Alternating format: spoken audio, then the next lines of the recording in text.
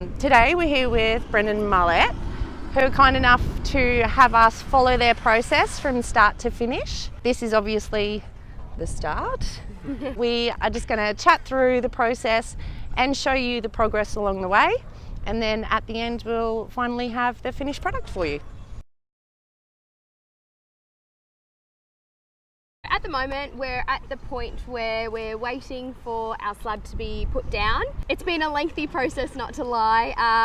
A lot of hiccups along the way, a bit of stuff around with banks until Mortgage Choice actually came through and helped us get our mortgage approved. But at the moment, we're just waiting for the slab to come down so then the house can be built. Marlette and Brendan came to us and we actually processed their loan. So the settlement was completed just before Christmas of your land. You became landowners. So basically what we do is we just work with these guys through the actual land settlement, making sure that runs smoothly and is all complete. And then from there, Marlette and Brendan have been working closely with their builder. So the steps from there are the council approval, the things like your first homeowners grant application and approval of that. And then that brings us to this part here. So once the council approval is complete, the block is cleared and ready for the slab to be laid. Have you found the process to be hard in any way, or anything that you would have liked to have known before you started this process? I don't think it's been hard. Stressful? It can be stressful. I don't back think, and forth. Yeah, it is. But I find that having you guys around, it's really supportive and helpful along the way. Whereas if we were doing it just on our own with a bank, I don't think we would have had that support and guidance. Things such as the retaining walls and stuff like that, we have lost a bit of land. Retaining wall being not on the boundary line, just like little unexpected things like that. Like we didn't know that was the case. We just assumed it was going to be on the boundary and that didn't happen. And then NBN pits getting put in where our driveway was supposed to be, little stop valves, like little things you wouldn't think about, drainage, all that sort of stuff. We actually had the street sign in the way where our driveway was supposed to be. Again, something we didn't know, but council can sort of just come and do their thing. So when you were notified of that, who was it that notified it? Was it something that you realised in the plans, or was it something, how did you actually come to know that the NBN pit was in the wrong place and the street sign? It was actually the builders that emailed us the plans for us to review. And we kind of just found out ourselves by looking at the plans. So that was a little bit unfortunate that it wasn't actually communicated. It was, hey guys, this is the plans. Yeah.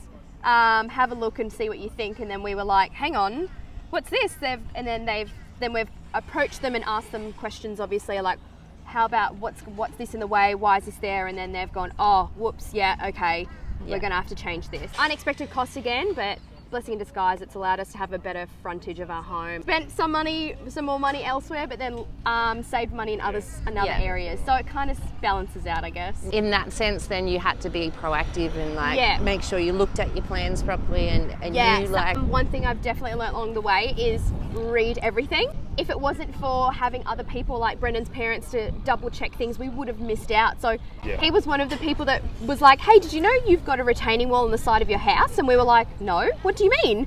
And he goes, you've been looking at these plans, how do you not know? So sometimes a set of eyes can actually really help you. And exactly, the situation. Definitely read everything and just always keep checking that they haven't changed things, because they will change things and not tell you. Yeah. Marlette and Brendan are lovely enough to let us follow their process from start to finish. So along the way, we're going to give you updates of how their build's coming along. Hopefully from what's happening around us, it's not going to be too far away. Yeah, you guys will have your keys and stuff. But the main thing is asking questions, obviously, throughout with the portfolio of clients that I work with at the moment. Pretty much there's every scenario that you could think of we've come across. So that's the biggest thing, is just to ask the questions when you've got them. Yeah, definitely. And not feel as though you're stuck or lost, because I will stay in contact with you. But the one advice I would give is ask questions. If you don't understand anything, just ask. And I think I've asked you like the same question probably like 3 different times just to make sure I understand myself. Because then I go and tell Brendan. But I think, 100% ask questions. There's never a silly question. Yeah. Like, because you could ask and think, oh, it sounds so silly, but it's not. It's like, well, you don't ask, you don't know. Thank you very much for coming and showing us your block today. And we can't wait to see the progress. Yes, likewise. Thank you.